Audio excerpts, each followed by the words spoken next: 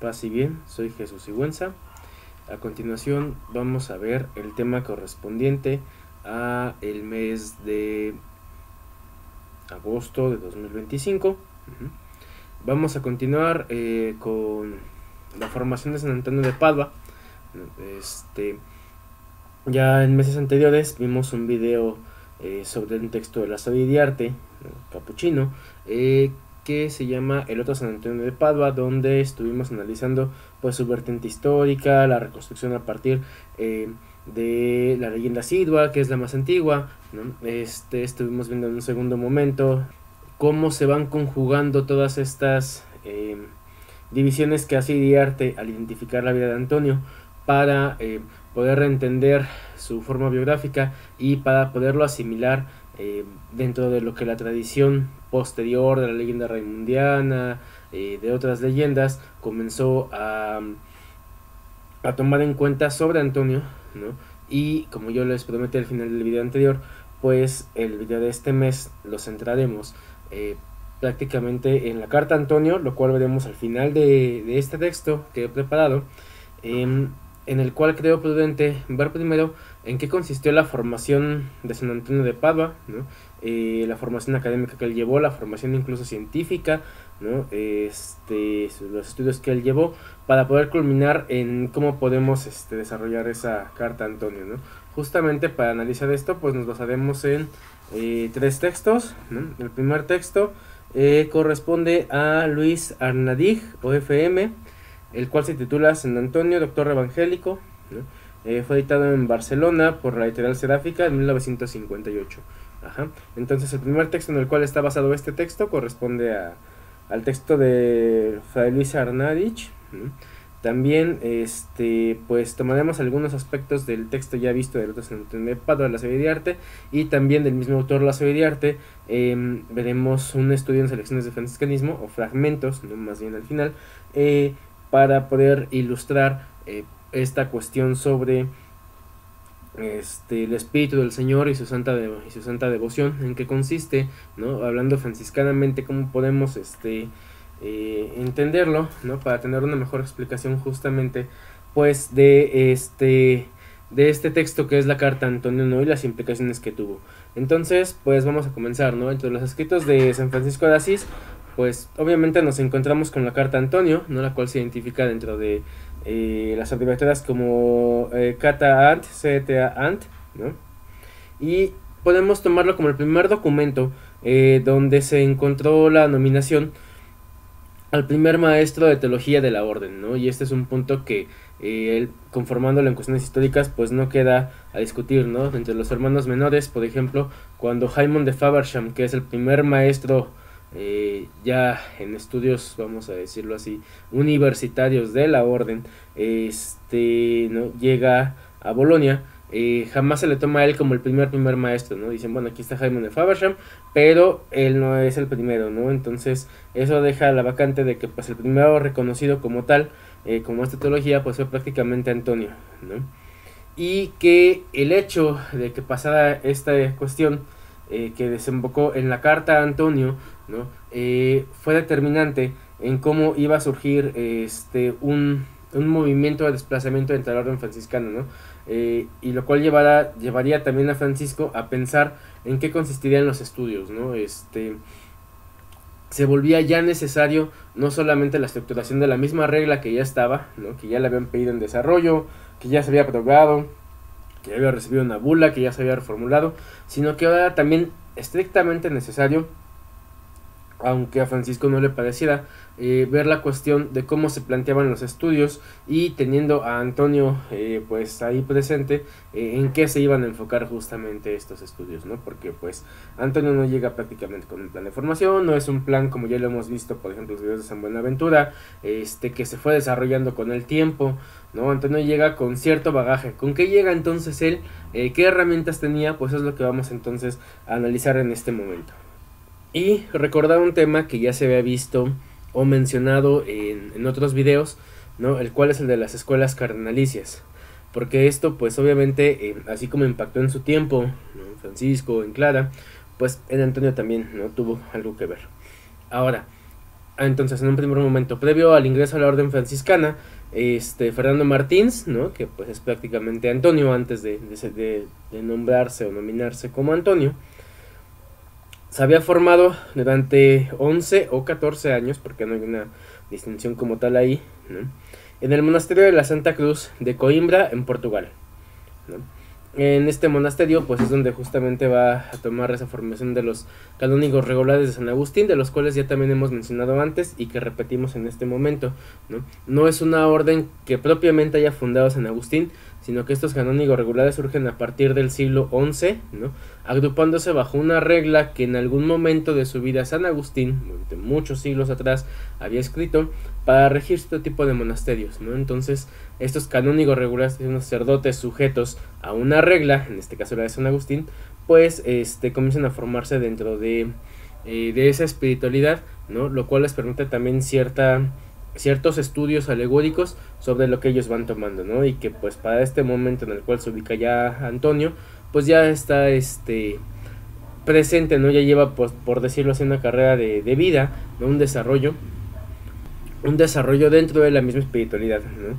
Que pues obviamente en el monasterio de la Santa Cruz va a ser lo más elevado y un centro de formación bastante fuerte, ¿no? Como vamos a ver en este momento.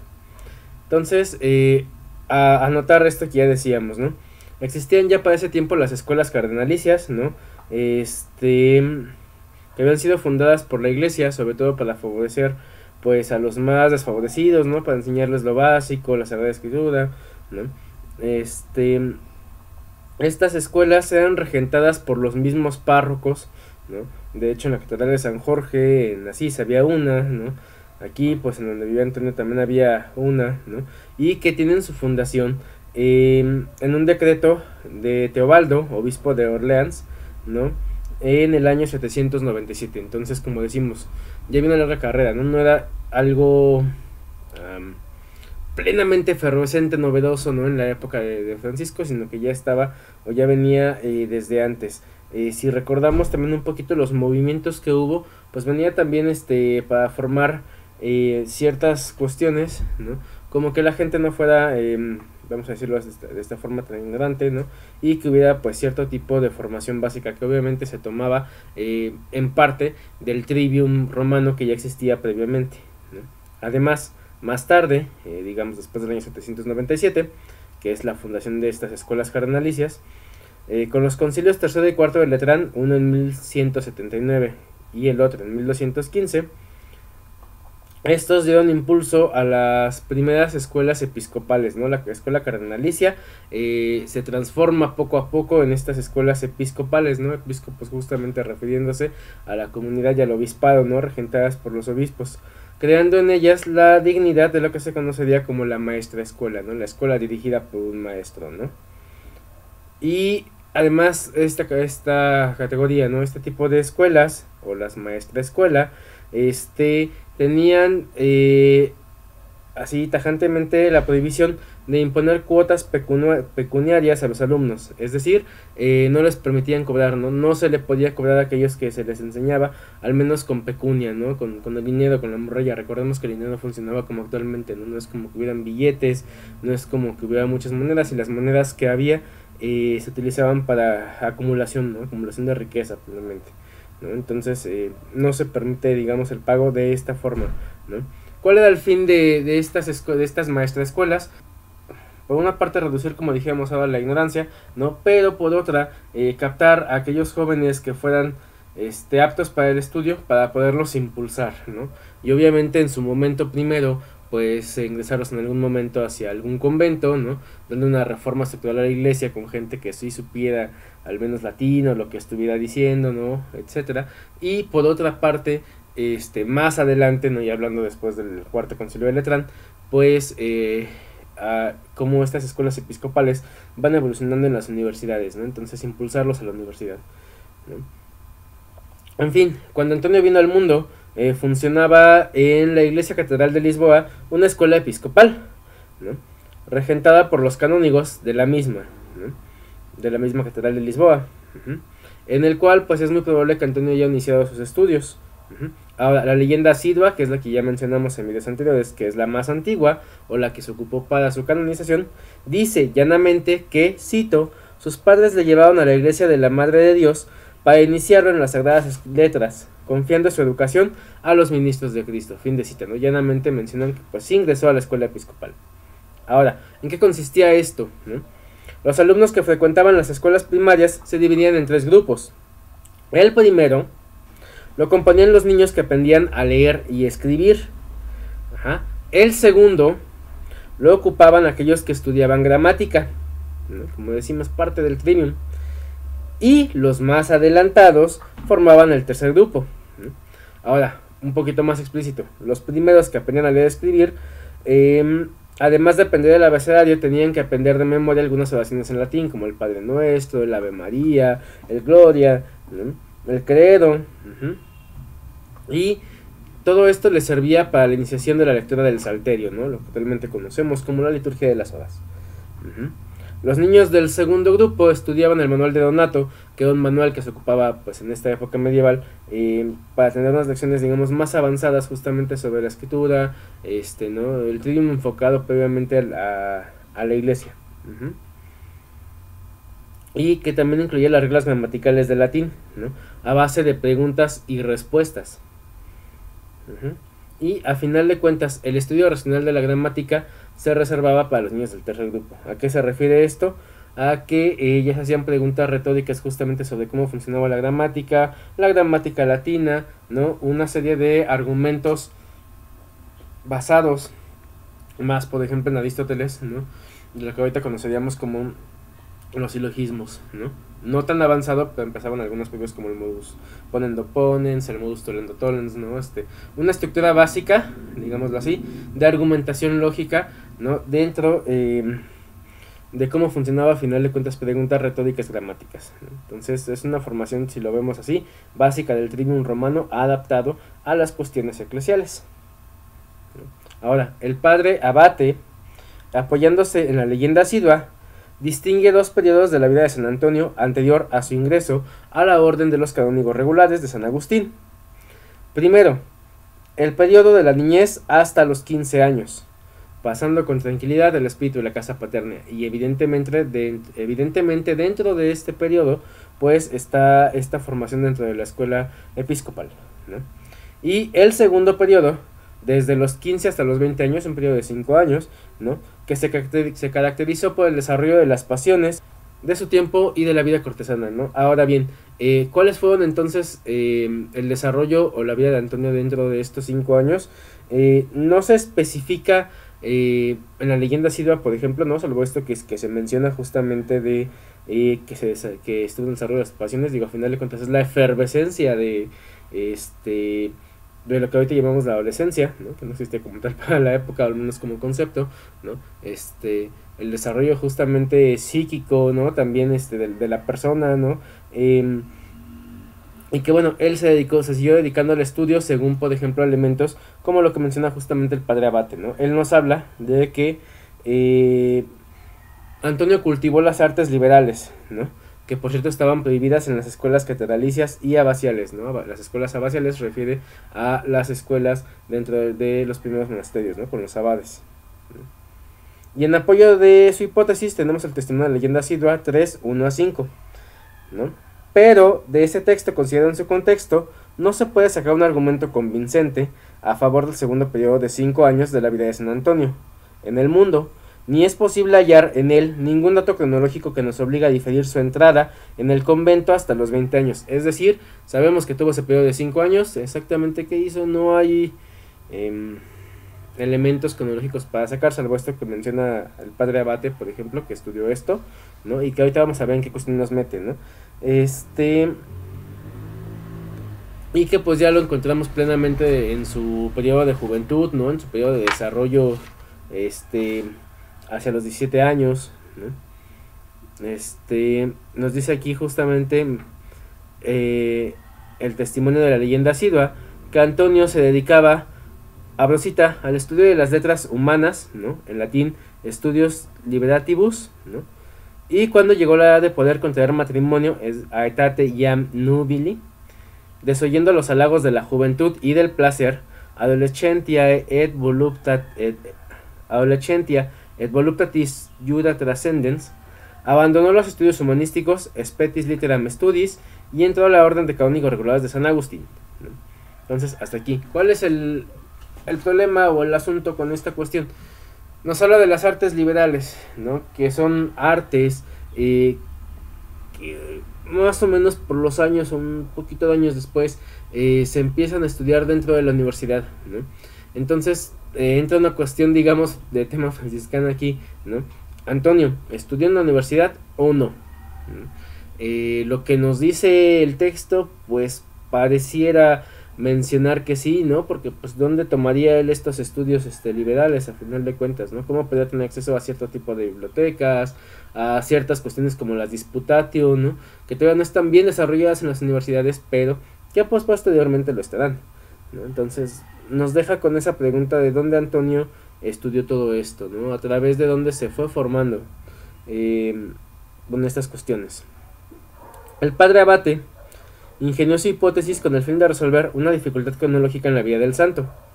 Admitiendo que Antonio fue ordenado sacerdote en Coimbra, ¿no?, el monasterio de la Santa Cruz, y teniendo presente, por otra parte, la legislación canónica acerca de la edad de que se requería a los ordenados, es decir, a los ordenados se les ordenaba al menos a los 30 años, no antes, ¿no? Lo cual pues nos hablaría de que si se cree que Antonio nació antes del otoño de 1190, pues probablemente en el otoño de 1220, cuando él fue ordenado, probablemente, pues él tendría aproximadamente 31 años de edad, ¿no? Y esto nos concedería entonces una permanencia de 11 años en el monasterio de la Santa Cruz de Coimbra. Y entonces habría que preguntarnos, ¿realmente actualmente estamos capacitados? ¿Tenemos las suficientes herramientas para poder distinguir o afirmar más bien, ¿no?, esta cuestión cronológica con la edad de San Antonio, no estas cuestiones de qué pasó con su vida, ¿no?, de si realmente tomó 11 o 14 años de estudio? No tenemos documentos para constatarlo, ¿no? Son meras cuestiones y precisiones cronológicas que hacen autores como Fernando, como el padre abate, ¿no? O sea, para poder distinguir a final de cuentas cómo llevó esta formación. Pero lo más plausible pues nos guía a final de cuentas a esto, ¿no? A final de cuentas la fecha de la ordenación sacerdotal de Antonio en Coimbra no se ha demostrado históricamente, ¿no? Tiene sus probabilidades, ¿no? El único detalle que sí, del que tenemos constancia, es que Antonio, ordenado sacerdote o no, entró en la orden franciscana hacia el otoño de 1220, ¿no? ¿Por qué? Porque él entra y llega como novicio a final de cuentas al capítulo de las esteras en 1221, ¿no? Entonces, si llega como novicio, pues quise que tenía cierto tiempo de entrar, ¿no? No sabemos si él menciona o no si era sacerdote, la leyenda ciudad dice que sí, pero no tenemos la otra constancia y pues probablemente era un recién ordenado en caso de que sí lo fuera, ¿no?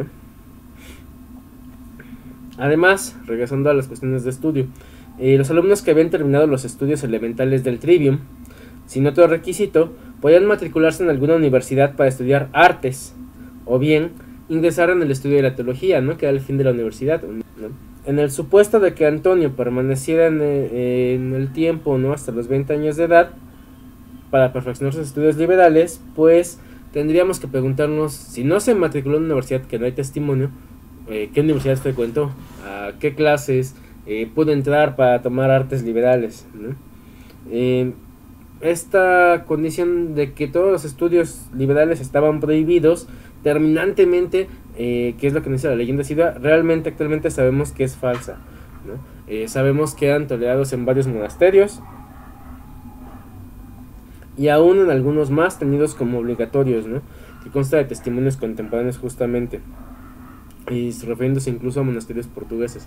Esto porque, como les dije, la universidad iba creciendo, ¿no? La universidad estaba en efervescencia, en formación, entonces era necesario a veces para la misma iglesia, ¿no?, hecho surge por eso la universidad, enviar a sus estudiantes candidatos a sacerdotes a una mejor formación, ¿no?, en este caso pues obviamente la universidad, y por ello necesitaban enseñar primero el trivium, ¿no? Entonces Antonio cumplía perfectamente con haber terminado el trivium, con haber tomado lo básico de una escuela episcopal, y se podía haber matriculado. No hay testimonio de su matrícula, pero nos dicen que estudió, ¿no? Entonces, por el segundo momento, ¿no? Ambiente cultural en el monasterio de la Santa Cruz.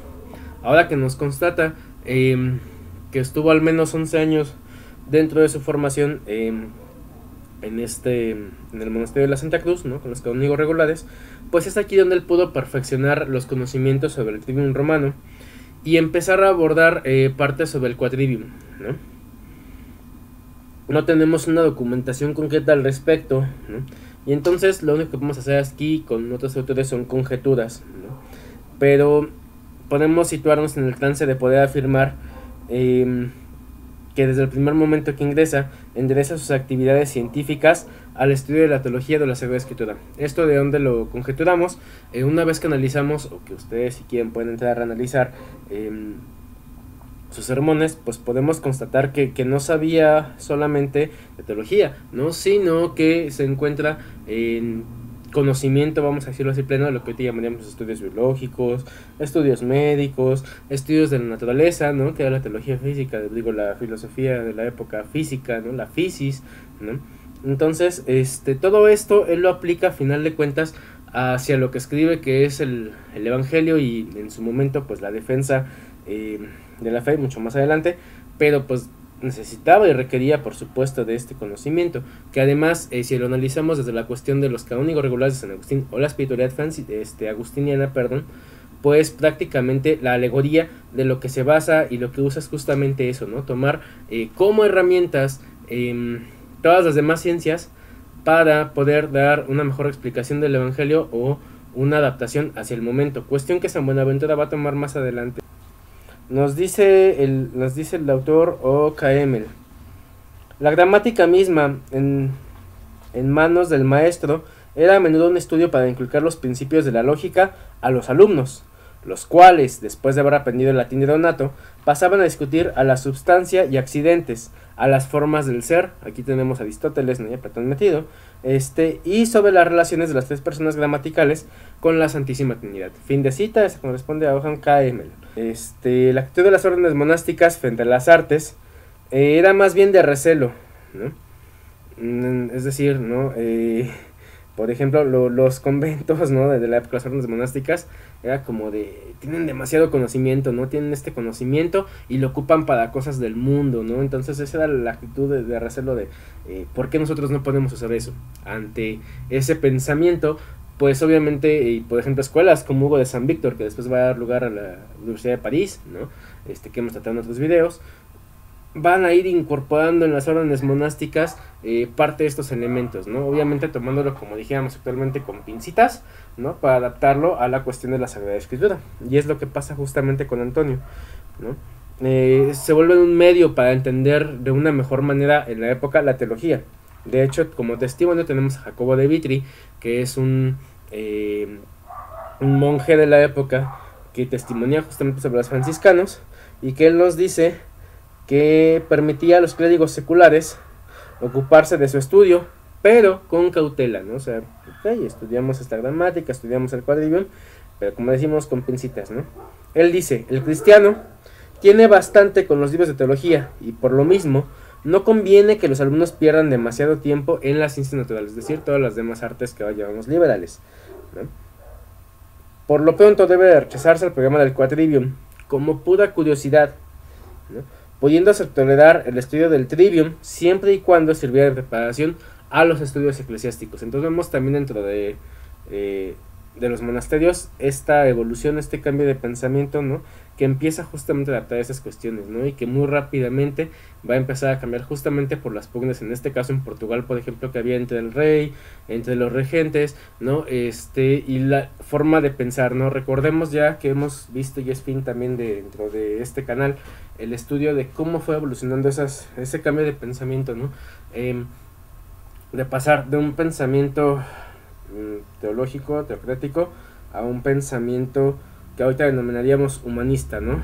Dios deja de ser el centro para que el hombre se vuelva el otro centro, ¿no? Y entre esos intermedios tenemos al franciscanismo, ¿no? Que lo que se ha intentado en estos años demostrar en este canal es justamente que se queda, vamos a decirlo, a la mitad del camino, ¿no?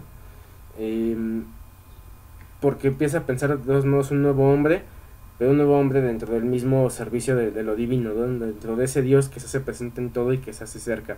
Entonces, es una nueva forma de pensamiento y es de hecho la novedad franciscana de la época, ¿no? Y esto obviamente pues repercute justamente en estas cuestiones, ¿no? De cómo se va a formar la universidad, en estas cuestiones de cómo el franciscanismo sirve para esto. La actitud de las órdenes monásticas frente a las artes era más bien de recelo, ¿no? Es decir, ¿no? Por ejemplo, los conventos, ¿no? De la época, las órdenes monásticas, era como de, tienen demasiado conocimiento, ¿no? Tienen este conocimiento y lo ocupan para cosas del mundo, ¿no? Entonces esa era la actitud de recelo de, ¿por qué nosotros no podemos hacer eso? Ante ese pensamiento, pues obviamente, por ejemplo, escuelas como Hugo de San Víctor, que después va a dar lugar a la Universidad de París, ¿no? Que hemos tratado en otros videos, van a ir incorporando en las órdenes monásticas parte de estos elementos, ¿no? Obviamente tomándolo, como dijéramos actualmente, con pincitas, ¿no? Para adaptarlo a la cuestión de la Sagrada Escritura. Y es lo que pasa justamente con Antonio, ¿no? Se vuelve un medio para entender de una mejor manera en la época la teología. De hecho, como testimonio tenemos a Jacobo de Vitri, que es un monje de la época que testimonia justamente sobre los franciscanos, y que él nos dice que permitía a los clérigos seculares ocuparse de su estudio, pero con cautela, ¿no? O sea, okay, estudiamos esta gramática, estudiamos el quadrivium, pero como decimos, con pincitas, ¿no? Él dice, el cristiano tiene bastante con los libros de teología, y por lo mismo, no conviene que los alumnos pierdan demasiado tiempo en las ciencias naturales, es decir, todas las demás artes que llamamos liberales, ¿no? Por lo pronto debe rechazarse el programa del quadrivium como pura curiosidad, ¿no? Pudiéndose tolerar el estudio del trivium siempre y cuando sirviera de preparación a los estudios eclesiásticos. Entonces vemos también dentro de los monasterios esta evolución, este cambio de pensamiento, ¿no? Que empieza justamente a adaptar esas cuestiones, ¿no? Y que muy rápidamente va a empezar a cambiar justamente por las pugnas, en este caso en Portugal, por ejemplo, que había entre el rey, entre los regentes, ¿no? Y la forma de pensar, ¿no? Recordemos ya que hemos visto, y es fin también dentro de este canal, el estudio de cómo fue evolucionando ese cambio de pensamiento, ¿no? De pasar de un pensamiento teológico, teocrático, a un pensamiento que ahorita denominaríamos humanista, ¿no? Dios deja de ser el centro para que el hombre se vuelva el otro centro, ¿no? Y entre esos intermedios tenemos al franciscanismo, ¿no? Que lo que se ha intentado en estos años demostrar en este canal es justamente que se queda, vamos a decirlo, a la mitad del camino, ¿no? Porque empieza a pensar de todos modos un nuevo hombre, pero un nuevo hombre dentro del mismo servicio de lo divino, ¿no? Dentro de ese Dios que se hace presente en todo y que se hace cerca. Entonces, es una nueva forma de pensamiento y es de hecho la novedad franciscana de la época, ¿no? Y esto obviamente pues repercute justamente en estas cuestiones, ¿no? De cómo se va a formar la universidad, en estas cuestiones de cómo el franciscanismo sirve para esto, y con lo que estamos viendo pues prácticamente de cómo Antonio fue también ese puente y la importancia dentro del franciscanismo de los estudios. Nos dice aquí el texto: no perdamos de vista que el monasterio de la Santa Cruz de Coimbra, junto al monasterio cisterciense de Alcobaza, eran los centros culturales más importantes del Reino de Portugal. Entonces prácticamente Antonio estuvo en la efervescencia, como dijimos ya, de esa cultura, ¿no? El primer prior de Santa Cruz, San Teotonio, se propuso convertir su monasterio en escuela de santidad y al mismo tiempo en faro luminoso de la ciencia sagrada, y a este fin trabajó incansablemente por dotar al monasterio de todas aquellas obras que consideraba indispensables para la formación teológica de sus monjes, lo que pudo llevar a término gracias a la munificencia de su gran amigo y penitente el rey Alfonso Enríquez, esto en 1185, que más tarde imitó don Sancho I, ¿no? Siguiente regente, el cual en 1192 ordenó que se entregaran anualmente al monasterio 400 maravedís de oro para que se pudieran mandar religiosos a las universidades de Francia, París y Montpellier, ¿no? Entonces, con este chismecito, vamos a decirlo así, de contexto histórico, pues tenemos todavía más elementos, ¿no?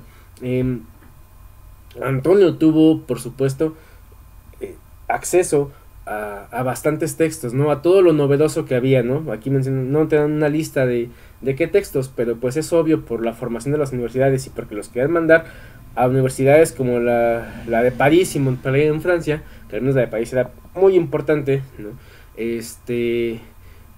Pues que requerían obviamente de tener esos textos que ya se estaban formando ahí, ¿no? Los invito entonces a revisar también el texto de la Universidad de París, porque aunque es un poco después de San Antonio, pues podremos ver o podrán ver también ya cómo se van desarrollando estos planes de estudio, ¿no?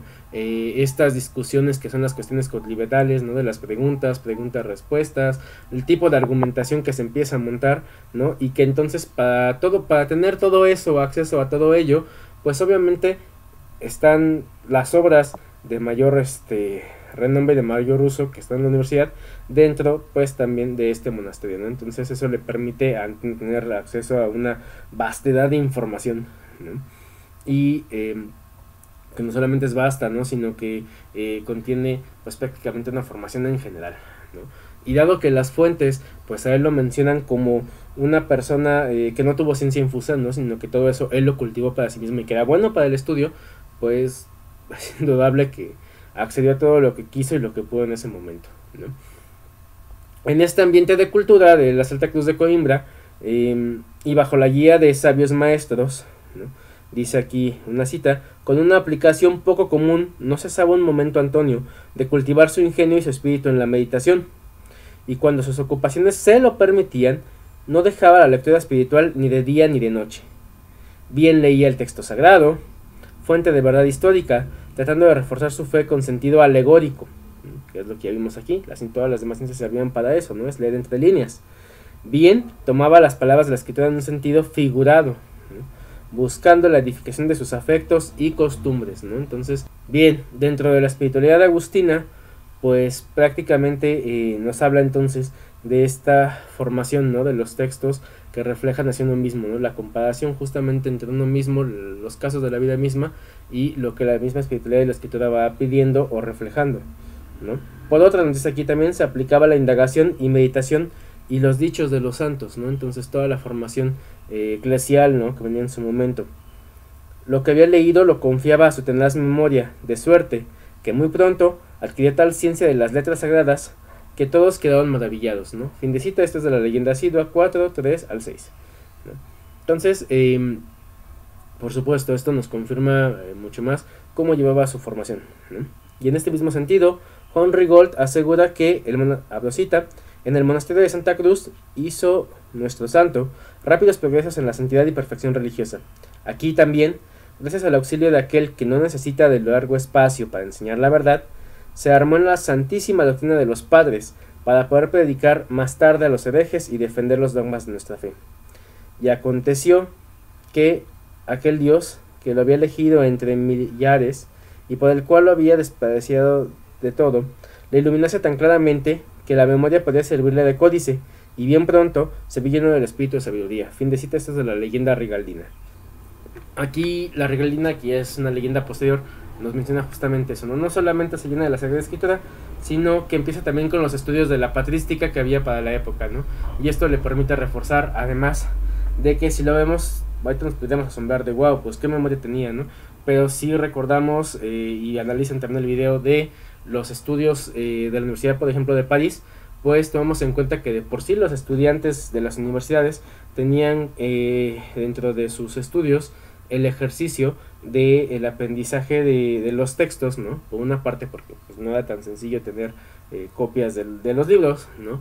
Entonces tenía que funcionar la memoria, ¿no? Para recordarlos, y por otra, el memorizar los textos les permitía adaptarlos para dar ejemplo de una hipótesis, contraejemplo de una hipótesis argumentativa, ¿no? Y poder responder todavía ese contraejemplo dentro de un debate, ¿no?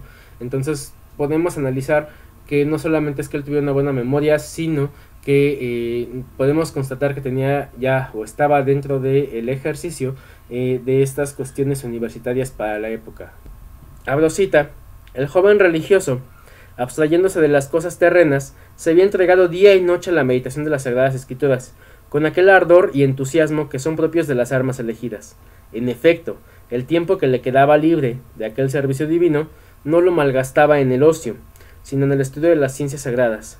Despreciando los laberintos de la humana sabiduría que hincha y enorgullece, no se contentaba con aprender de memoria el texto sagrado, sino que también quería penetrar los sentidos alegóricos y anagógicos. Además, se encaraba con las más intrincadas cuestiones, a fin de conocer las reglas para ilustrar la verdad y refutar el error, como estupendamente lo demuestra su doctrina. Fin de cita, ¿no? Esta es una leyenda raimundina, ¿no? Entonces, volvemos a lo mismo, ¿no? Es leer entre letras, ¿no? Obviamente se intenta enaltecer la cuestión de santidad, ¿no? De wow, qué capacidad de estudio, ¿no? Pero también está esta cuestión que es bastante clara, ¿no? Si le ponemos atención a lo que dice, ¿no? Que dice que quería penetrar en los sentidos alegóricos y anagógicos, ¿no? Y para eso, pues obviamente necesitaba la formación de todo lo demás, ¿no? Además de conocer, como dice aquí, las reglas, ¿no? Para ilustrar la verdad y refutar el error. Entonces quiere decir que estaba perfectamente imbuido del estudio de la lógica aristotélica de su tiempo y los ejemplos y contraejemplos que se utilizaban para poder exponer, ¿no? Todo esto desemboca después en su oficio de predicador, ¿no? Actualmente hay quienes dicen, es que los predicadores es nada más un cursito y se acabó, ¿no? Vamos a verlo de esta forma en su tiempo, ¿no? El estudio de la teología tenía un sentido, no era solamente el estudio de la vida o la especulación de lo teológico o de Dios o no, sino que todos esos ejercicios dentro de los textos, dentro de la memorización, dentro de conocer cierta lógica aristotélica para su aplicación, era, junto con la oratoria, para después la aplicación práctica de la teología, que era justamente el sermón, ¿no? Y que el sermón entonces tenía que verse como la aplicación práctica de todos esos estudios teológicos, ¿no? Esto es lo que le va a servir a Antonio, ¿no? Entonces, si lo vemos así, no es un conocimiento, como decimos, de ciencia infusa, ¿no? O ex nihilo que Antonio ya tenía así, sino que se fue forjando justamente en estos 11 años dentro del mismo ejercicio que le permitió llegar a ese punto de aplicación, ¿no? Por lo tanto, podemos afirmar que los 11 o 14 años que Antonio pasó en el monasterio de la Santa Cruz fueron decisivos para su formación científica, ¿no? O sea, científica hablando de todo lo que conoció en general, y la reflexión que esto montó en las Sagradas Escrituras, ¿no? Conjuntando así, por una parte, el pensamiento teológico religioso de la época, ¿no? Con la formación filosófica y natural, que diríamos actualmente así como naturales, de la época, ¿no? Y esto no debe sorprendernos porque tampoco es algo fuera de lo común en la época, ¿no? Ya un par de siglos antes, la monja Hildegarda von Bingen, pues también una experta, ¿no? A final de cuentas en los estudios de ciencias naturales, ¿no? Para la época hay varios, de hecho, que también tienen esta cuestión, ¿no? Algunos monasterios cistercienses también manejan esa cuestión. Entonces, lo que pasa sorpresa después es que esto está dentro de los franciscanos, ¿no? Pero estamos justamente por eso montados en algo previo, en cómo se fue formando él, ¿no? Y rechazar entonces, como se menciona en algunos santos posteriores como Tomás de Aquino, ¿no? Que lo tuvieran por ciencia infusa, por plena inspiración divina, ¿no? Y también nos permite analizar otra cuestión, que la ciencia divina, y esto ya es más bonaventuriano, influye en el hombre a través de la preparación que el mismo hombre toma como don divino, ¿no? El intellectus, ¿no? La capacidad de discernir, de aprender, ¿no? De regresar a final de cuentas a las formas. Va a estar permeado sí por lo divino, pero implica el ejercicio también que uno hace sobre ello, ¿no? Insisto, esto es ya un ejemplo de San Bonaventura, no es netamente bonaventuriano, pero parte justamente de esto que ya está previo y que en la figura de Antonio pues prácticamente se hace realidad a pasar a la orden franciscana, ¿no? De forma decisiva. Sí, a través de todo esto podemos decir que su formación en Coimbra, en teoría, fue meramente religiosa, pero que a través de todas las novedades que llegaban, Antonio se formó obviamente en todo lo que ya había, como ya lo hemos dicho, ¿no? Y que, como ya dijimos, para San Buenaventura, pues todos estos conocimientos siempre van a estar al servicio de la teología, ¿no? Y de donde lo aprendió, pues viene hasta cierto punto de la escuela que Antonio montó, ¿no? Siguiendo aquel consejo de un discípulo de Abelardo, ¿no? No envejecía en el estudio de las artes, la saludaba desde los umbrales, para remontarse rápidamente a la sacra página. Esto refiriéndose a Buenaventura, ¿no? Y a Antonio, cuestión que puede deducir a través del análisis de sus sermones, ¿no? Entonces, ¿qué nos dice? Aprendió, todo eso que aprendió lo aplicó, ¿no? Y regresaba a final de cuentas a la aplicación del Evangelio, ¿no? En varias veces cita las palabras del filósofo, con cuyo nombre designa en sus sermones a veces a Aristóteles, otras a Séneca o algún otro filósofo, ¿no? Entre los clásicos latinos aparecen también nombres como Cicerón, Varrón, ¿no? Que es netamente estudiado por Agustín, Lucrecio, ¿no? Cuestión aquí importante porque pues Lucrecio era considerado como ateo, ¿no? Horacio, Terencio, Virgilio y Lucano, ¿no? Habría que preguntarnos entonces, ¿leyó San Antonio directamente a estos autores o los encontró citados en otras obras? Pues por su formación agustiniana es muy probable que se haya acercado desde textos citados, ¿no? Por ejemplo por el mismo Agustín, cosa que podemos encontrar fuertemente en Ciudad de Dios, en Sobre la Trinidad, en las mismas confesiones, ¿no? Prácticamente en todo Agustín encontramos que él cita, por ejemplo, también a Lucrecio, ¿no? Que él cita, por ejemplo, muchísimo a Cicerón, ¿no? Textos de Horacio que incluso están perdidos, ¿no? Entonces pasa esta cuestión, ¿no? Desde Agustín y otros autores que toman citas, ¿no? De libros que ya no se encuentran o que quizás incluso ellos atribuyeron a, ¿no? Es al final de cuentas la cuestión de las autoridades para poder citar, ¿no? Pero al final de cuentas él lo conoce o tiene este acercamiento justamente desde estos autores, ¿no? También dentro de los sermones de Antonio pues podemos encontrar muchísimas referencias a las ciencias naturales, ¿no? Con alusiones concretas a temas de anatomía, fisiología, zoología, botánica, mineralogía, matemáticas, etcétera. Y a todo esto es a lo que referiríamos justamente como las artes liberales. Y entonces podríamos preguntarnos, ¿en qué grado conoció San Antonio todo este tipo de artes, ¿no? ¿Cuándo y dónde las estudió?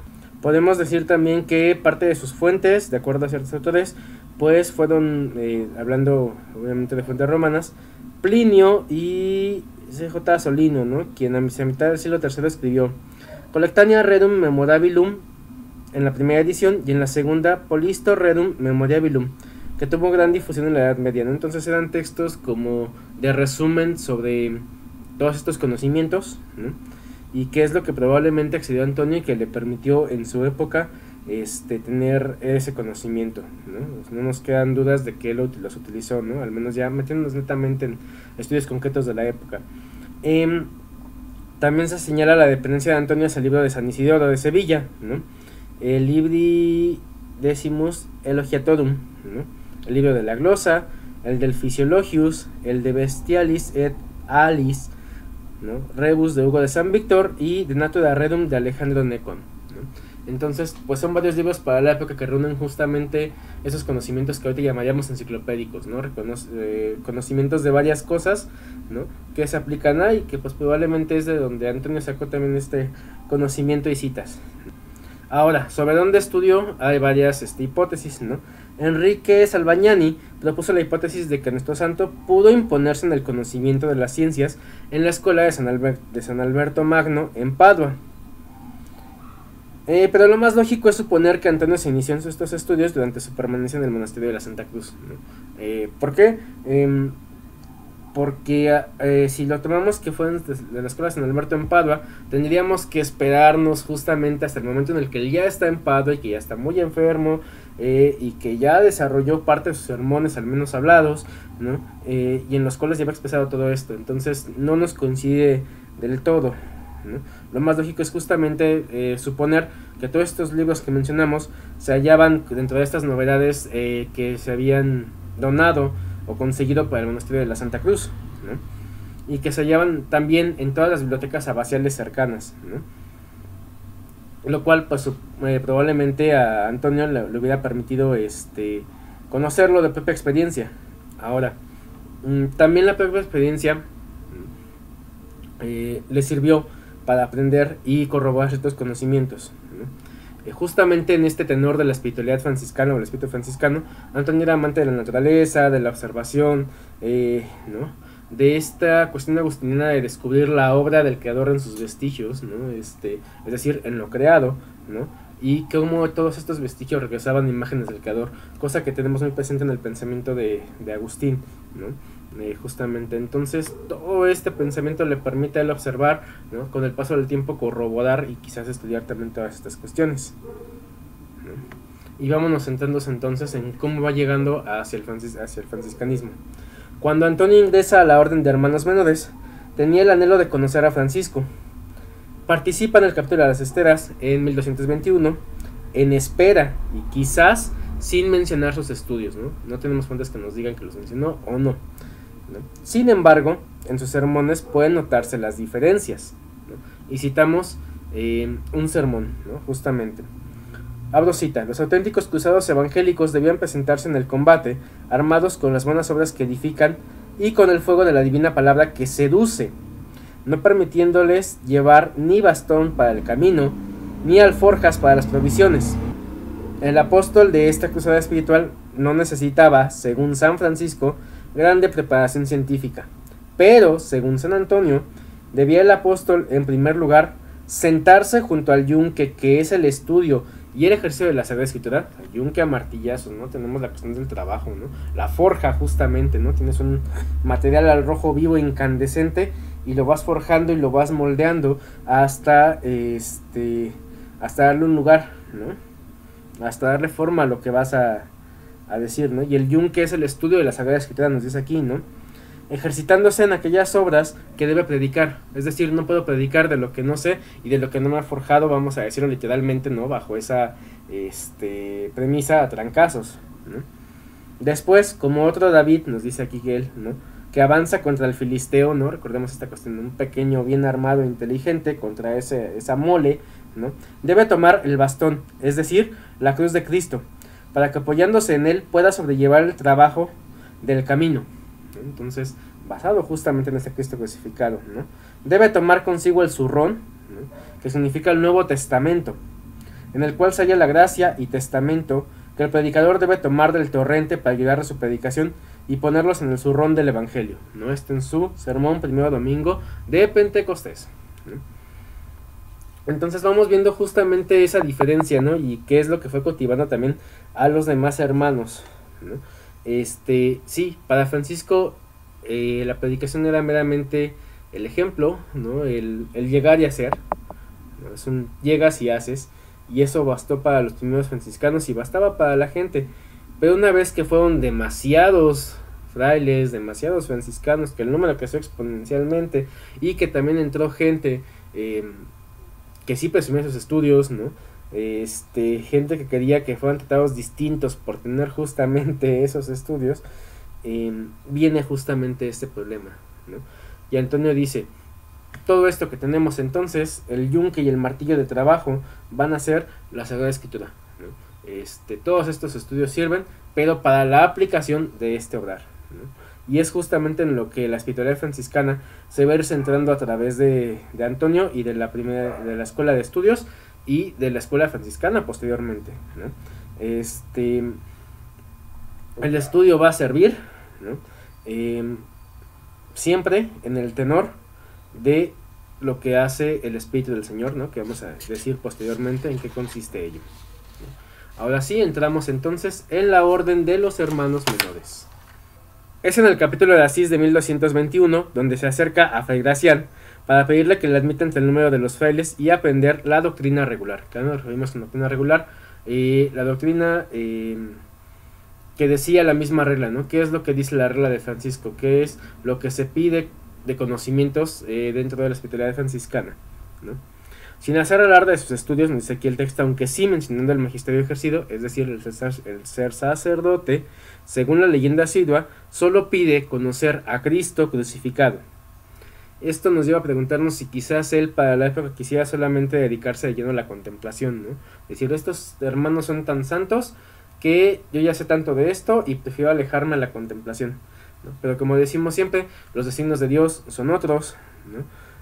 Quizás confundido por los anteriores hermanos, él pensaría eso, ¿no? Retirarse de la vida activa, pero sucedió otra cosa, ¿no? Nos dice la leyenda raimundiana, abro cita: Antonio llevó en Monte Paolo una vida lo más retirada posible. Se retiró un tiempo, una vez que entra.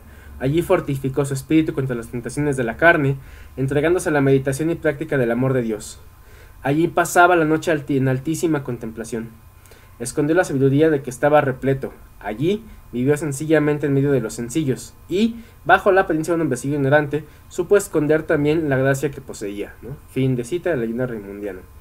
Una vez maduro para el apostolado, la orden y la vocación, entonces fue a lo que le exigieron. Entonces sí se retiró por un tiempo, pero el mismo ejercicio de la vida de la orden, no recordemos, por ejemplo, la regla de los eremitorios, que nos dice que hay que estar tanto como Marta como María, ¿no? Es decir, la vida activa, la vida contemplativa. A final de cuentas Francisco también meditaba, Francisco también estudiaba, no de esta forma, pero tenía un vasto conocimiento también de la escritura, ¿no? Y probablemente también haya asistido a una escuela cardenalicia. Permite esto, ¿no? Entonces se retira a meditar, pero se da cuenta que no basta con eso, ¿no?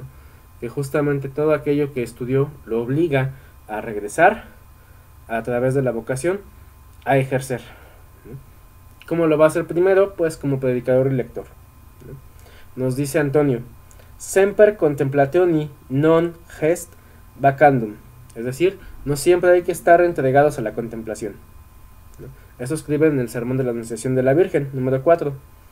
Los antiguos biógrafos hablan de la necesidad que sentía el santo de poner sus conocimientos bíblicos a disposición del prójimo. Las leyendas lo llaman de estas formas: clarín de la ley mosaica, eco de los profetas, voz de los evangelistas, heraldo del evangelio, mensajero de las verdades eternas. Abrió su boca llena del espíritu de sabiduría e inteligencia. Todo esto es de la leyenda rigaldina, ¿no? Y la leyenda asidua, la más primitiva, nos dice que supo ejercitarse de tal manera en su predicación que mereció, por el esplendor de las gestas evangélicas, el sobrenombre de evangelista. Su lenguaje, sazonado por la gracia divina, causaba no pequeño deleite en los oyentes. Los ancianos admiraban con profundidad de pensamiento y el vigor de la dialéctica del joven predicador. Los sencillos se llenaban de estupefacción, viendo cómo erradicaba las causas y ocasiones de pecado, y con qué pericia sembraba el amor en la virtud. Los hombres, en fin, de toda condición, clase y edad, se alegraban de recibir las enseñanzas apropiadas para la vida, ¿no? Esto en la leyenda asidua 9.3 y 10 del 3 al 5. Fin de cita, ¿no? Todos estos apodos, ¿no?, son justamente por ello. Volvemos a lo mismo. Se ejercitó en la retórica del trivium, del quadrivium, ¿no? Pero esto le permitió también modificar la oratoria, ¿no? Pasa mucho con varios escritores franciscanos y posteriormente, a través de Teresa de Ávila, con varios escritores carmelitas, ¿no? Este paso de la retórica con el lenguaje, ¿no?, es precioso, ¿no? Actualmente, y de forma vulgar, diríamos que los atoran, ¿no? Antonio sabe modificar todo lo que él aprendió, ¿no?, para con el discurso envolver a la gente y que la misma gente caiga por el propio entendimiento de lo que está diciendo o cuestionando en aquellas cosas, ¿no? Pero son, como diría la leyenda también asidua, saetas que se clavan con dulzura de miel, ¿no? O sea, desarrolló y tenía quizás la habilidad también de exponer toda esta forma de pensamiento para atinar en cómo decir las cosas y permitir que esto calara en la gente. Y es justamente aquí donde la predicación antoniana conjunta el saber, ¿no?, de todo lo demás con el matiz de la sencillez franciscana, ¿no? Entonces va a ir poliéndose justamente este pensamiento franciscano. El estudio sirve a la acción y a un mejor ejemplo, ¿no? Desde Antonio no se limitaba a exponer simplemente los vicios y las virtudes, la pena y la gloria con brevedad de sermón, ¿no?, como haría justamente Francisco, ¿no? Decir, esto es lo bueno, esto es lo malo, el camino de la línea del mal, y el que no, pues se lo carga, ¿no? No, comienza a darle forma, ¿no? Por supuesto lo dice Francisco en la regla bulada, lo tenemos en 2R94. Sino que su pensamiento y su discurso se va a ir amoldando a las necesidades que requiere a cada momento, ¿no? A las necesidades del público, a la exigencia de la denuncia profética, ¿no? Como le va a pasar más tarde en Padua, y a la exposición de la fe recta, ¿no? Vamos a decirlo ya en el tenor franciscano, ¿no? A la exposición de una fe recta, jamás aleja, ¿no? La única vez que Francisco ocupa por ese término, cumpliendo así la esperanza cierta, ¿no? Haciendo cierta esta cuestión de lo que se espera a final de cuentas, ¿no? A través de la misma palabra, ¿no? Y obviamente en el ejercicio de una caridad perfecta a través de todo esto, ¿no? Es la espiral justamente dentro de esta oración de Francisco que embona perfectamente en el ejercicio de lo que Antonio hace aquí, ¿no? Y entonces Antonio, ¿no? San Antonio, sin las pretensiones de un sabio investigador, ¿no? Cumple cabalmente y maravillosamente su contenido, ¿no? Recorriendo justamente todo el arsenal de lo que él tenía, ¿no? ¿No? Incluso la dominación de ciertos autores paganos, ¿no? Para poder aterrizarlos, digámoslo así, en el pensamiento de la Sagrada Escritura, ¿no? Y esto es lo que le permitió justamente el apodo posterior que le pone Gregorio IX de martillo de los herejes, ¿no? Cuando él se encuentra al sur de Francia, ¿no? En su predicación, ¿no? que lo mandan justamente a ello, ¿no? En Romaña, en Lombardía, es la predicación de lo que él dice. Él jamás llega y habla literalmente en contra de los herejes, diciéndole tú estás mal, ¿no? Llega y predica, llega y adapta a lo que se va necesitando, ¿no? Y esto y el uso de todo lo que él maneja es lo que le permite, digamos, darle la vuelta a todos los demás, ¿no? Esto nos lo dice, por cierto, la leyenda Benignitas, ¿no? Que lo menciona también como pluma del Espíritu Santo, ¿no?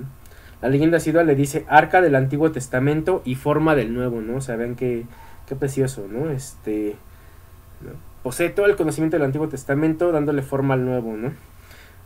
También el cardenal Guillermo de Montfort lo cita como padre de la ciencia y doctor de la verdad, ¿no? De él, ¿no?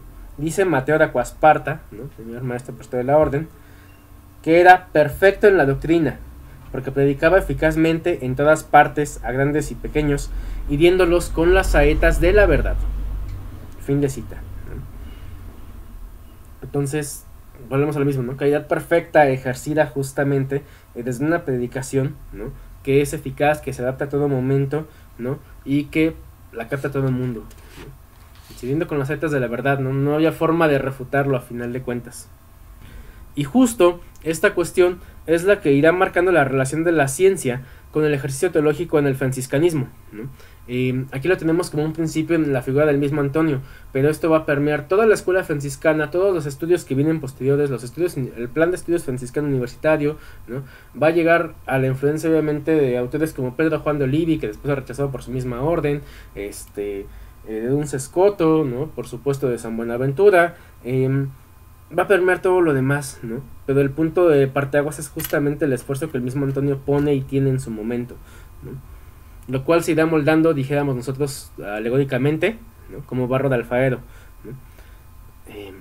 La orden va a tomar sus planes de estudios a través de ahí, ¿no? O sea, se va a basar en las sentencias de Pedro Lombardo, pero justamente desde este punto, ¿no? Para San Agustín, el predicador era el intérprete y doctor de las divinas escrituras, ¿no? De eso va la alegoría, ¿no? El predicador interpreta y adapta, ¿no? Y el término doctor, ¿no? Que ahorita lo referimos como doctor, que tiene muchos estudios, ¿no? Que es muy letrado, viene desde aquí de Agustín a decir doctor de las divinas escrituras, ¿no? Es aquel que las domina, ¿no? El docto, el que sabe, el que se mueve a través de ellas, ¿no? Y es de ahí que en tiempos de San Antonio estos dos términos se confundan y se conciben como sinónimos, ¿no? Doctor y predicador simulan lo mismo, ¿no? Significan lo mismo para la época. Y esto nos lleva a que muchos años posteriormente, ¿no? Denominan justamente a San Antonio como doctor de la iglesia, ¿no? Pero viene justamente basado en esta tradición, ¿no? Es el que se mueve entre la escritura, ¿no? El que se mueve entre la vida de la palabra, ¿no? Ahora, el oficio de maestro in sacra pagina, ¿no? O que es el de lector, ¿no? El lector y maestro, se reducía a leer, disputar y predicar, ¿no? Entonces es el que leía los textos en primer lugar, ¿no? En segundo lugar, el que los con los alumnos los discutía, ¿no? Los alumnos tenían que leer, que estudiar, que ya lo vimos en otro video, que llevar la lección, ¿no? Y que poder defender y poner contraargumentos, y al final de cuentas el siguiente oficio en predicar, ¿no? En decir a los demás. ¿Qué pasaba con esto? Que no todos los maestros se dedicaban a lo mismo, ¿no? Algunos sentían predilección justamente por el ejercicio de la lectura, otros eran excelentes en la disputatio, ¿no? Y algunos más, un poquito más aventajados, se iban a la predicación, considerando esta como el supremo magisterio teológico. Y es justamente lo que pasa hasta cierto punto con Antonio, ¿no? Antonio domina las tres y él mismo se impulsa más hacia esta última, ¿no? Hacia la predicación, dejando de lado y dejando de manos de otros, quizás menos preparados. Y en la orden franciscana pasa esto, ¿no? Y volvemos a lo mismo. Francisco se encuentra con ese disputatio entre llevar su vida primitiva, que ya es insuficiente, a mantener el orden con toda la cantidad de hermanos y de gente de distintos oficios, lugares que hay, ¿no? Entonces, a través de las reformas que el mismo cardenal Ugolino, que se considera a sí mismo protector de la orden, y que a él lo que le interesaba también era cambio eclesial, ¿no? Desde este pensamiento del nuevo hombre a través de las universidades, quería clérigos preparados, por supuesto, ¿no? Entonces empieza a exigir que la orden tenga profesores competentes, la orden franciscana, por supuesto, lo cual, pues, no lo había, ¿no? Entonces, los superiores, ¿no? Proveen esta necesidad rogando a San Antonio, ¿no? Que alternara entre sus actividades apostólicas de ir a predicar, ¿no? Con empezar a enseñar, ¿no? Con regresar al trabajo monótono en las aulas, con regresar a la disputatio, con regresar a la lectura, ¿no? Y entonces por requerimiento, y es por vocación, ¿no? Como lo decimos justamente, y a través de los frailes de Bolonia, es con lo que Antonio se convierte en el primer lector de la orden franciscana, ¿no? ¿Cómo sucedió esto? Hacia 1223, vemos que todo es muy rápido, se hallaba Antonio en la ciudad de Bolonia en calidad de predicador. Los frailes franciscanos que allí moraban pronto se percataron de su santidad de vida, de su forma de predicar, de su conocimiento, ¿no? Teológico, y esta elocuencia, ¿no? que jalaba a la gente, que arrebataba, que los dejaba confundidos, ¿no? Lo cual para ellos pues notan que lo hacen apto para el estudio solemne de la teología, ¿no? En Bolonia ya había una escuela que prontamente se convierte en universidad, ¿no? Entonces, y que es movida por los franciscanos justamente, ¿no? Y los frailes tenían ese proyecto de estudio. Entonces nos dice la leyenda raimundina, que se le ruega a Antonio desde la cátedra de los frailes, ¿no? Y de extraños, ¿no? Pedirle que él es el más idóneo para el lector de aquel convento. En aquel requerimiento de sus hermanos y empujado por el deseo de enseñar a los frailes, aceptó el encargo, pero quiso contar antes con el beneplácito del seráfico padre. Esto nos lo dice la leyenda Benignitas, ¿no? Medida justa a causa del recelo que sentía hacia la ciencia. Los frailes escribieron inmediatamente al santo fundador poniendo por delante la importancia de los estudios y ensalzando las virtudes de Antonio. San Francisco, que acaso conocía ya la ciencia y santidad de Antonio, contestó con una breve carta manifestando su conformidad con estos términos, ¿no? Y leemos ahorita la carta y la comentamos al final. Abro cita. A Fray Antonio, mi obispo, el hermano Francisco, salud. Me agrada que enseñe sagrada teología a los hermanos, con tal que, en el estudio de la misma, no apagues el espíritu de oración y devoción, como se contiene en la regla. Fin de cita, es un texto muy breve, ¿no? Y esta carta, que ya no se puede dudar autenticidad, queda entonces Antonio constituido como el primer lector de la orden y fundador del estudio en Bolonia, ¿no? Ahora, sí, como predicador fue exitoso, como lector ganó la estima y el cariño de quienes frecuentaban sus aulas, porque recordemos el esquema de la universidad. En la universidad no solamente estaban frailes, religiosos, ¿no? De órdenes mendicantes, empezaba a llegar también la gente que podía pagar esos estudios, ¿no? Entonces la gente lo empieza a venerar también por esta cuestión. Y recordando justamente el texto que ya vimos del mes pasado, una de las representaciones de Antonio es con él en la mesa enseñando a sus hermanos, ¿no? Y la que a veces menos se considera, pero que obviamente ganó el cariño aquí de toda la gente que lo estuvo siguiendo.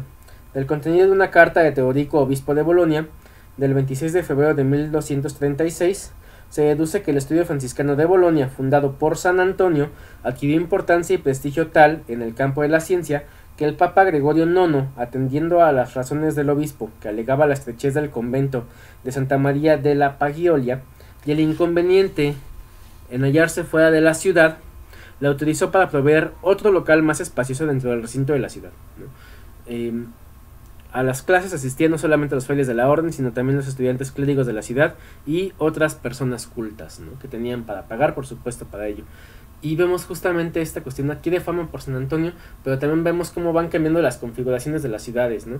La ciudad y esta nueva clase social, ¿no? De la cual provenía, por cierto, Francisco originalmente, que son los burgueses, comienzan a requerir también sus lugares de estudio, ¿no? Exigiendo justamente esto. Y estas formas de vida nuevas, que son las órdenes mendicantes, se tienen que adaptar también a estos cambios, empezando a que sus universidades tengan que tener espacio dentro de la inclusión de la misma ciudad, ¿no? Entonces viene todo el cambio justamente de pensamiento, todo ese desplazamiento, ¿no? Que va a dar lugar justamente a esa visión del hombre nuevo y al capitalismo que tenemos actualmente. Vemos otra cita. Era costumbre general en los maestros de la escolástica escribir sus propias lecciones en clase, que publicaban en forma de comentarios a la escritura o a las sentencias de Pedro Lombardo, que es lo que va a pasar después con la orden, ¿no? Según la clase que enseñaba y se daba, ¿no? Que lo vemos con las cuestiones conlibetales, por ejemplo, de Duns Scoto, ¿no? Ocurría igualmente y con harta frecuencia que los discípulos tomaban a vuela pluma en las mismas aulas las lecciones del maestro, lo que daba origen a las distintas reportaciones, porque recordemos que también parte del oficio de los estudiantes pues era tomar un apunte, ¿no? Y a veces había diferentes apuntes dentro de esto, no siempre los maestros escribían sus lecciones o reportes, como diríamos actualmente, de la misma obra.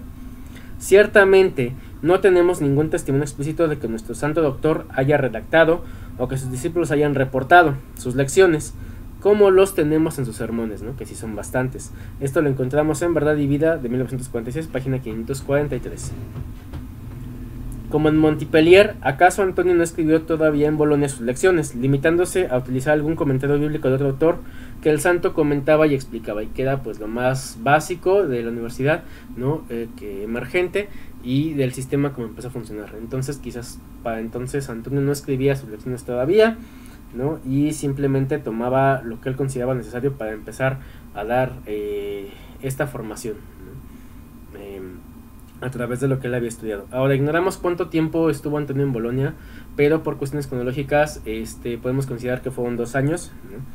A lo máximo, no pasó de los 2 años, ya que de ahí Antonio se retiró hacia el sur de Francia, ¿no? Con la encomienda de la orden de combatir a cátaros y herejes, ¿no? Albigenses, ¿no? Y de ahí se trasladó después a la Provenza y a Vercelli para predicar durante la Cuaresma, ¿no? Donde por cierto sería muy amigo de un obispo del lugar. ¿Por qué su ida hacia Francia, ¿no? Montpellier era el centro de la ortodoxia y cuartel general de las fuerzas que se disponían a presenciar batalla a la herejía. Estaba regido por los dominicos, ¿no? Tenían ahí un estudio general, y los franciscanos pues estaban esperando la llegada de un maestro tan acreditado como San Antonio, ¿no? Para imitar su ejemplo, ¿no? También se le considera a Antonio, de parte de los franciscanos, ser el fundador del estudio de Montpellier, ¿no? Como lo había sido el de Bolonia, ¿no? Y allí, como más tarde en los conventos de Tolosa o Toulouse y de Padua, ¿no? Explicaba sus lecciones a los frailes, discutía con los herejes y predicaba llevando con el celo de la conversión a las almas, con el deseo de instruir a los religiosos y también por contribuir al buen nombre de la orden, el cual por aquel tiempo y a causa de la simplicidad y de un gran número de sus miembros era despreciada por muchos. Y vamos a hacer la pausa y a comentar justamente esta cuestión, ¿no? Ya hemos dicho que para tiempos de Francisco, de hecho para el capítulo de las esteras y quizás antes, pues estamos hablando de 1216, 1217, el capítulo de las esteras en 1221, pero ya para estos años, están esos problemas de Francisco con los hermanos que vienen de las universidades, ¿no? Y que quieren ser tratados de una forma más conventual, ¿no? De hecho, está ya la escisión entre conventuales y espirituales, ¿no? Como se les llamará posteriormente a aquellos que siguen el ideal primitivo de Francisco y que lo van adaptando con el tiempo a todos los cambios que van sucediendo. Entonces, este esquema de ciudad, este esquema de pensamiento va tomando sus mismas formas. Si recordamos a los dominicos proviene de dominicus, ¿no? Que es una abreviación de dominicanis, ¿no? Es decir, los perros de Dios, ¿no? De hecho, uno de sus primeros escudos o referenciales es un perrito, ¿no? Que trae en el hocico una vela encendida, ¿no? Ellos, como espiritualidad, como vocación que tienen desde su fundador, pues es considerarse que llevan la sana y recta verdad, ¿no? Como ellos lo decían y lo dicen, ¿no? Y que sus estudios son netamente para la presunción y el anuncio de esa verdad, ¿no? Entonces, por supuesto que ellos eran bastante especiales con quienes, y son todavía, ¿no? Con quienes ingresan a su orden, con en qué calidad vienen, ¿no? Con esa especificidad para el estudio y la preparación para lo que ellos quieren decir y defender como perros de Dios, ¿no? Contrario a lo que sucede con los franciscanos de la época, ¿no? Que si recordamos, por eso se le exige a Francisco una regla, porque de repente son demasiados hermanos que vienen de diferentes lugares, algunos saben rezar, otros no lo saben, ¿no? Pero entre los mismos hermanos se empiezan a relegar, y una vez que Inocencio III muere, ¿no? Que es el que aprueba oralmente la regla de Francisco, y que asciende Gregorio IX tiene planes bien específicos, ¿no? Gregorio IX quiere aprovechar estos órdenes mendicantes para reestructurar la iglesia, ¿no? Porque se da cuenta que cambio de pensamiento, de que se está desplazando a Dios por el hombre, ya es inminente, ¿no? Y que eso necesita adaptarse a la misma iglesia, ¿no? Entonces, bajo esas cuestiones, estos estudios como el de Montpellier, que estaba regido por los dominicos, pues comienzan a despreciar a los franciscanos. Dicen, no, esta gente es inculta, son iletrados, ¿no? Cuidaban borregos, eran gente que, o sea, ¿cómo alguien va a venir así aquí a la universidad, ¿no? Que es donde se posee el estudio, ¿no? A grandes rasgos, a querernos hablar, ¿no? Y pues estas diferencias ya están supermarcadas para ese tiempo. De hecho, en Montpellier ocurre el episodio que ya conocemos del novicio que robó a San Antonio el salterio, ¿no? Glosado, es decir, un salterio explicado, ¿no? De gran valor, ¿no? Que Antonio utilizaba para enseñar, ¿no? Ahora, de Montpellier, ¿no? O sea, Antonio va y va cumpliendo cada vez con lo que le piden, ¿no? Como decimos, no hay un plan de estudio estricto para la época, ¿no? Entonces va adaptando lo que hay, ¿no? Y Antonio pasa a Toulouse, ¿no? Que es para el momento el centro de la herejía albigense, ¿no? Y recordamos justamente que con movimientos nos metemos también, los albigenses eran bastante apoyados también por esta nueva gente, ¿no? Que quería vivir apartada de la misma iglesia, ¿no? Y estas nuevas formas de pensar, ¿no? Son movimientos políticos como siempre. Entonces está la respuesta dentro de la misma iglesia y la respuesta dentro de fuera de la iglesia, ¿no? Obviamente todo con tintes políticos perfectamente marcados. Y según su costumbre sostenía discusiones día y noche con los herejes al mismo tiempo que enseñaba teología a los frailes. Entonces es un arduo trabajo a final de cuentas, adjuntado obviamente con la defensa de los más desvalidos, ¿no? Porque la predicación, en su tiempo Antonio se va dando cuenta que no solamente el hablar, sino que tiene que actuar, sino que tiene que hacer, ¿no? Y San Antonio pues se retira a Padua en los últimos años de su vida, ¿no? Ya extremadamente cansado, ¿no? Exhausto por el intenso trabajo, ¿no? O sea, imagínense tener que ir de aquí para allá, estar enseñando, preparando las lecciones, al mismo tiempo estar discutiendo, ¿no? O sea, al mismo tiempo estar en la defensa, no, dejen ustedes la discusión con los herejes, ¿no? Será algo básico a final de cuentas. La cuestión de irse metiendo justamente con esa vivencia franciscana, que es lo que él aprende, en la aplicación ¿no? En que los sermones ya no solamente la cuestión de la prédica, sino que sirven justamente para la defensa, como ya lo vimos en el texto de San Antonio de Padua, ¿no? De los más desvalidos, ¿no? Entonces estaba cansado, estaba exhausto, ¿no? Y aquejado por su grave dolencia de hidropecia, se dedica y se retira a Padua, donde cree que ya no tiene tanto trabajo, para reparar fuerzas, ¿no? Pero aún así no tenía punto de reposo, ¿no? A pesar de la alopecia, de estar hinchado, sigue empleando el tiempo en leer, ¿no? En disputar, en revisar los nuevos textos que hay, en predicar, ¿no? Así como se libera un rato de las tareas de la predicación, sigue estudiando, ¿no? Se vuelve después también lector, el primer lector de la orden en Padua, o sea, no termina de hacer lo que ya estaba haciendo, ¿no? El lectorado de Antonio en Padua, por cierto, se menciona en la leyenda Sidua y en la leyenda Benignitas, ¿no? Y en términos generales afirma que Antonio en todos los conventos leía, discutía y predicaba, ¿no? Entonces ejercicios, todas cuestiones. Pero de Bartolomé de Pisa, que es otro testimonio externo, explícitamente añade que Antonio, abro cita, fue lector en Tolosa, Bolonia y Padua. Otra prueba del magisterio del santo doctor en Padua se basa en el hecho de que Jaimón de Faversham, otro maestro de la orden franciscana, luego ministro general, fue lector en Padua en los años de 1232 a 1235, y en ninguna crónica se dice que él fuera el primer lector de Padua, fundador del estudio solemne de la orden en aquella ciudad. Entonces eso nos permite corroborar que efectivamente Antonio era el que estuvo yendo de aquí para allá y empezando a establecer esos programas de estudio dentro de la orden, ¿no? Y de ahí se sigue entonces esta probabilidad, ¿no? O sea, volvemos a lo mismo, estamos en conjeturas, pero se acerca un poco más, ¿no? A final de cuentas, ¿no? Justamente porque era su encargo como franciscano, ¿no? Te vas a predicar y te vas a ahora por encomienda de Francisco, ¿no? A enseñar, ¿no? Sin apagar el espíritu de la santa devoción, ¿no? Y se confirma también ese revuelo se confirma también por el revuelo que causó su muerte, ¿no? Entre los profesores y alumnos de la universidad, ¿no? De Padua, ¿no? Corriendo toda la multitud así como se enteran a venerar sus reliquias, ¿no? Y ofreciendo un sitio de dimensiones gigantes, ¿no? O sea, el padre abate de hecho cree con razón que ese entusiasmo de la alta corporación se debe a la atracción que ejercía sobre sus alumnos, ¿no? Y estudiantes, ¿no? Como figura intelectual, ¿no? O sea, el santo pues no solamente era de la gente humilde, ¿no? Del ejercicio del evangelio, sino que también en esta cuestión escolar, pues atrajo a todos sus estudiantes, ¿no?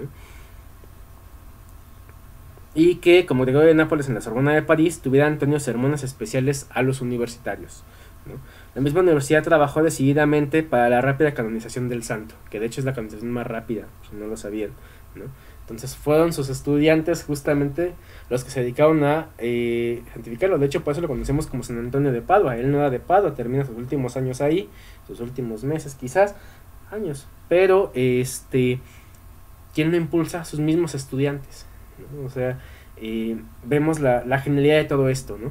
Y ahora sí, después de, pues, hora y media de estar hablando de esta formación de Antonio, vamos a entrar rápidamente en el texto, no porque el texto no dé para más, sino porque creía necesario mostrar todo esto justamente para exponer, ¿no? Y criticar actualmente el que nos deja este texto, ¿no? El que nos deja analizar la vida de San Antonio de Padua, ¿no? El que nos deja como orden franciscana, porque he escuchado en innumerables lugares que dicen, ¿no? Todavía sin entender ni siquiera en qué consistía la palabra simplex, ¿no? En latín.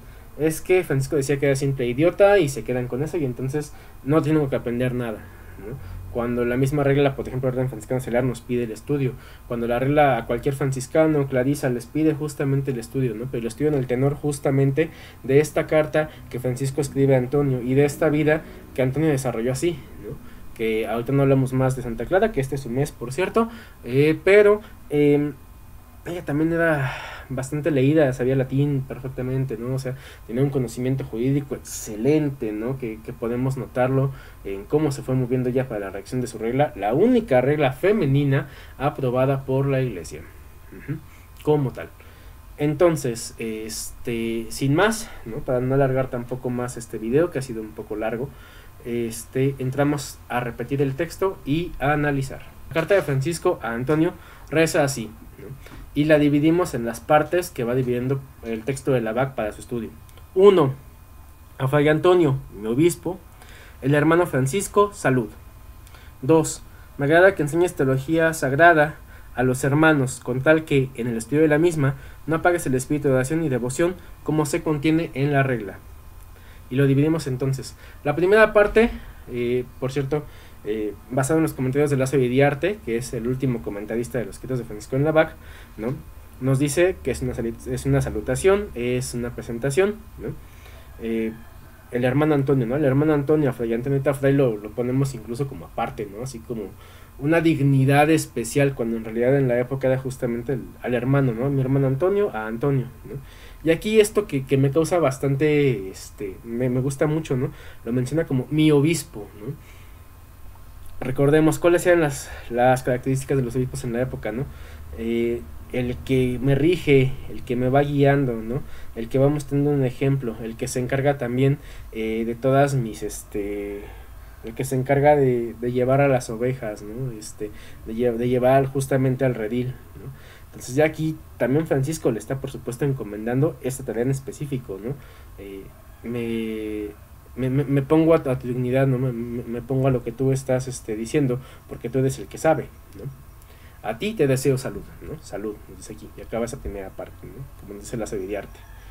2. Me agrada que enseñe sagrada teología a los hermanos, ¿no? Y vivimos entonces. Aprueba, por supuesto, que se enseñe la teología como lo pide la orden. Está dando esta aceptación de que incluso se somete, digamos, a cierto punto a esta cuestión, ¿no? Y viene la parte importante, y en la cual, por cierto, Lazo Iriarte tiene un texto específico sobre el espíritu de elevación y la santa devoción. No entraremos a todo el texto porque se alargará muchísimo este video, pero lo dejaré por supuesto en la descripción para que puedan consultarlo si quieren, ¿no? Y le dice: con tal de que en el estudio de la misma no apagues el espíritu de oración y devoción como se contiene en la regla. Pues bien, ¿en qué consiste el espíritu de oración y devoción, ¿no? Porque actualmente lo podemos entender así como suena, ¿no? Muy de forma laxa, ¿no? Diciendo, pues claro, el espíritu de oración, que todo el tiempo estoy orante, que me separo, que me aparto. Y actualmente tenemos gente de tintes franciscanos que cree que la oración es apartarse, ¿no? Cuando la oración franciscana siempre ha sido estar centrado en la misma vida, ¿no? Y devoción, ¿no? La devoción, ¿no? De esta devotio, justamente hacer las cosas con el corazón, ¿no? Pero hay un punto más fuerte, ¿no? Dice el espíritu de oración, ¿no? Y Francisco se denomina como hombre de espíritu. ¿Pero a qué se refiere Francisco con este ser hombre de espíritu? No es andar volando, no es andar flotando, sentarse en flor de loto. No tiene nada que ver con esas pretensiones actuales que tenemos de influencias New Age, ¿no? No. Es algo, el espíritu de oración, el espíritu más bien, es algo que habla desde la misma experiencia, ¿no? Es algo que actualmente, si quisiéramos ponerle un término, tendríamos que quizás compararlo con una cuestión bastante vivencial, con una cuestión de lo que es el existencialismo, ¿no? La misma existencia es la que da esto, ¿no? Francisco vivió desde su conversión maravillado, ¿no? Y confiado, ¿no? Confundido y confiado bajo la experiencia de lo que el Señor había hecho y que tenía que darle como respuesta en algún momento a él, ¿no? Que es lo que vemos justamente con la oración del crucifijo de San Damián, ¿no? Francisco pide que en algún momento pueda ver entrar una respuesta y cumplir su santo y veraz mandamiento, ¿no? Entonces, bajo eso se coloca una humilde docilidad, ¿no? Diríamos ahorita, dejo que el viento me lleve, ¿no? Dejo que las cosas sucedan, voy haciendo lo que tengo que hacer y quizás en algún momento eso me va a responder, ¿no? A esa vivencia, a esa presencia de la vida del hombre, ¿no? Puesta frente a Dios en esta incertidumbre de no saber, en esta cuestión de decir, no tengo idea de qué, pero me coloco bajo esta seguridad que es el no saber qué, ¿no? De atender con amor a lo que venga, ¿no? Con prontitud y con el impulso de hacer lo que se tiene que hacer, que es lo que traduciríamos como testimonio y mensaje, ¿no? Es lo que él va a denominar como espíritu, ¿no? Entonces, que no apagues el espíritu de oración, ¿no? Ya entramos con esa primera parte, ¿no? Es el Espíritu Santo, diría Lazo Iriarte, el que mora en nosotros, dándonos testimonio íntimo de que somos hijos de Dios, ayudándonos desde nuestra flaqueza por nosotros y enderezándonos para dar lo mejor o la mejor parte de nuestro ser. Esto lo podemos confrontar con Romanos 8:19 y Romanos 26:27, ¿no? Entonces, otra cuestión importante, ¿no? Porque la cuestión del Espíritu Santo, ¿no? O el Espíritu del Señor, no es algo que se toma así de ya me convertí y ya.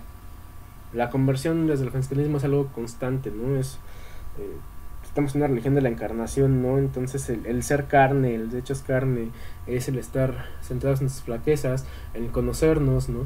Y en saber que esto se tiene que poner en algún momento, ¿no? Estar en la posición del Espíritu de Dios es estar dispuesto a tolerar cualquier angustia de alma, ¿no? A tolerar lo que nos llegue, a que el cuerpo está colocado justamente, dirían así de forma alegórica, las florecillas, ¿no?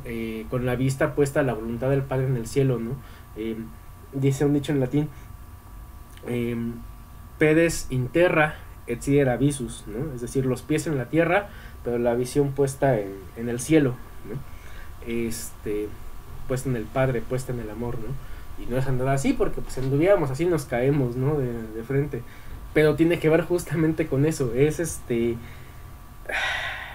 ese saber que nuestra seguridad es la incertidumbre del que no tenemos la certeza de lo que estamos haciendo, ¿no? Y eso es lo que nos da justamente la libertad, el estar rebios del Espíritu de Dios, ¿no? No es sentir bonito y flotar, no es al menos desde la espiritualidad franciscana, de otras espiritualidades que tomen esas cuestiones, ¿no?